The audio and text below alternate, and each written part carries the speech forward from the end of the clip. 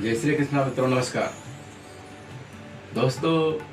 भगवान श्री राम, भगवान श्री कृष्ण,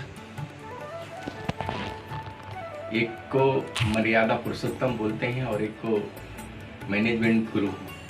ये दोनों के अंदर इतनी अद्भुत शक्तियां हैं क्योंकि ये सर्वशक्तिमान है और दोनों एक ही हैं। भगवान श्री रामचंद्र जी जब सेतु को बांधने के लिए जब चल रहा था लंका पे जाने के लिए, वहां पे बहुत दिनों तक इंतजार करने के बाद तीसरे दिन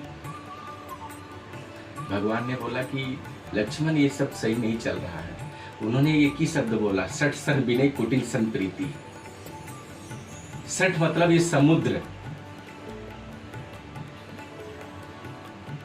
ये समुद्र जो है ना, ये सही से कुछ नहीं करना चाहता है। और कुटिल क्या है मालूम है? कुटिल एक ऐसा शब्द है कि वो कई पर्याय में आता है। तो भगवान ने जब धनुष बाण अपना मांगा लक्ष्मण जी से, तो उन्होंने सहस्त्र ला के देना चाहा और उन्होंने अपना जो भी किया, समुद्र देवता खुद आ जाते हैं, सारी चीजें बताते हैं कि आपके ही सेना में नल नील करके हैं, उनके छूने से ही आपके सारे पत्थर तैरने लगेंगे और सारी चीजें होगी। आप मेरे ऊपर दया की दृष्टि रखिए। मर्यादा पुरुषोत्तम श्री राम जी उसके दर्द भरे शब्द को सुन के बोलते, ठीक है, यो मस्त ऐसा की कुछ हो। देखिए, भगवान श्री रामचंद्र जी के अंदर इतनी अच्छी और इतनी बेस्ट रामायण, भगवान के बारे में अगर रामायण का कोई भी चौपाई और दोहा आप बोलते हो, पढ़ते हो और समझते हो, तो आप खुद समझ जाओगे कि रामायण है क्या। रामायण पूरा मर्यादा है। गोस्वामी तुलसीदास जी हर एक जगह पे हर एक चीज को पंक्तिबद्ध किया है। यहीं पे एक दूसरी चौपाई आती है कि जो बहुत ही फेमस है, ढोल गवार शूद्र पशुनारी सकल ताड़ना के अधिकारी। इसके अगर अर्थ देखें ना तो बहुत ही बेस्ट और बहुत शाब्दिक है, लेकिन इसके अनर्थ निकाल लेते हैं लोग। ढोल एक ऐसी चीज है ना, उसको भी जितना ज्यादा व्यवस्थित ढंग से यूज करो वो बेस्ट आवाज देती है, हर एक शब्द बोलती है। कोई आदमी अगर अशिक्षित है, उसको शिक्षा देने के लिए बोला जाता है। ताड़ना मतलब सिखाना होता है, डांटना, फटकारना, मारना कुछ अलग शब्द नहीं, उसको सिखाने को ताड़ना बोलते हैं। लेकिन लोगों की सोच और समझ कुछ और हो जाती है।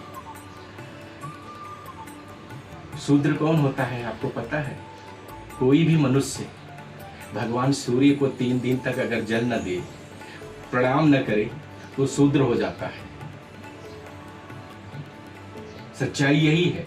जो सूर्य ग्रह से बोलते हैं नाम शौहरत कीर्ति नहीं हो रही है, सूर्योदय के बाद तक सोए रहते हैं, इसके लिए बोलते हैं ना। ब्राह्मणों के लिए तो विशेष है। ब्राह्मण अगर 3 दिन तक सूर्य नमस्कार नहीं करता है, सूर्य देव को प्रणाम नहीं करता, जल नहीं देता ना, शूद्र हो जाता है। शूद्र कहीं से और कुछ नहीं आता, कोई अलग कोई जाति नहीं है, वो खुद बन जाता है। इस पे गौर करो मनुष्य और ध्यान दीजिए। पशुओं को हमेशा कंट्रोल किया जाता, नहीं तो वो किसी की खेती, कोई भी चीज उनको सिखाया पढ़ाया जाता तो पशु भी व्यवस्थित रहते हैं।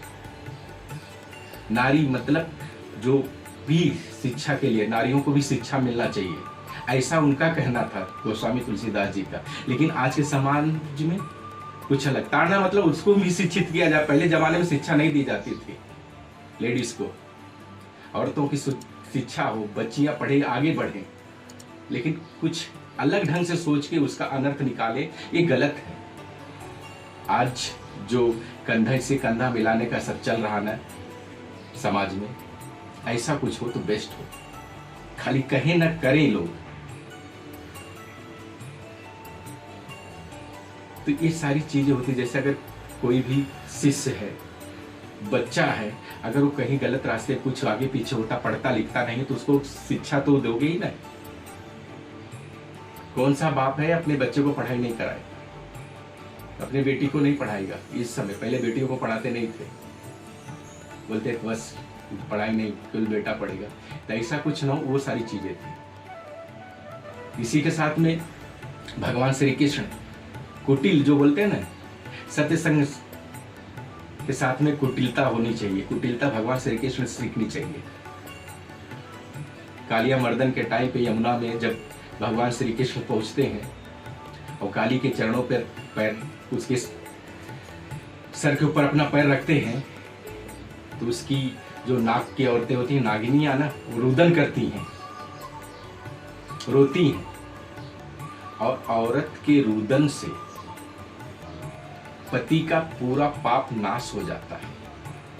जो उसके अंदर किया गया पाप अभिशाप है कुछ भी न, अगर औरत भगवान का ध्यान लगा के, कन्हैया का ध्यान लगा के, केशव का ध्यान लगा के उन्होंने रुदन किया था कालिया नाग की औरतों ने, भगवान ने क्षमा कर दिया तुरंत। ऐसे हमारे श्री कृष्ण जी, ये हमारे दोनों जो मर्यादा और मैनेजमेंट गुरु हैं, भगवान नारायण, कन्हैया, वेंकटेश भगवान द्वारकाधीश, इन लोगों की अगर आप कोई भी चीज गहराई से सोचो, पढ़ो लिखो ना, तो सारा मैनेजमेंट आपके पास आएगा। पढ़ाई जो करते हैं ना स्कूल में, कॉलेज में, बहुत सारी पढ़ाइयाँ होती हैं। जैसे आप एक मोबाइल लेते हो ना, इस मोबाइल का खाली 80% अनयूज रहता है, 20% आप पूरा यूज कर पाते हो। तो सेम वैसे ही है आपके जीवन में ये सारी घटनाएं। आप जो पढ़ाई करते हो कॉलेज स्कूल में ना, तो पूरा आपकी लाइफ में नहीं आता है, 20% ही आता है, लेकिन पढ़ना पूरा पड़ता है। कौन से लाइन में कब कहाँ पहुंचोगे पता नहीं, लेकिन आप पढ़े लिखे रहोगे ना, तो कहीं भी एडजस्ट हो जाओगे। तो उसके हिसाब से एजुकेशन मस्ट होता है और सबको पढ़ना चाहिए, बेटी बेटा सब पढ़े और आगे बढ़े। ऐसा कुछ हो, भगवान के राज्य में, राम राज्य हो या कृष्ण राज्य हो, दोनों राज्यों में यही हुआ है। हम आप आज के समय में क्या सोचते हैं, फला आदमी को ऐसा, फला, अरे कुछ नहीं। कभी आप सोच कर रखो, ये जो ग्रंथ है ना, इसमें हर एक चीज के लिए सही चीजें बताई गई है, लेकिन मनुष्य अपने विचार से अपना सोच के रखता है। होता है वो अलग है, लेकिन वो अपने हिसाब से जितना उसकी जरूरत है उससे सोच के बोलता है ये चीज ऐसा लिखा हुआ।